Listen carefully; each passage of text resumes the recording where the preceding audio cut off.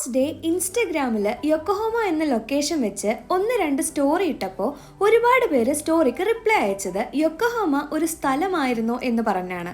സത്യത്തിൽ ജപ്പാനിൽ എത്തുന്നത് വരെ ഞാനും അതൊരു ടയറിന്റെ ബ്രാൻഡാണെന്നാണ് കരുതിയിരുന്നത്. എന്നാൽ യഥാർത്ഥത്തിൽ യൊക്കോഹോമ ടോക്കിയോ ഒന്ന് അരമണിക്കൂർ അപ്പുറത്ത് നല്ല ലൈവ്ലി ആയിട്ടുള്ള ഒരു സീസൈഡ് സിറ്റിയാണ്.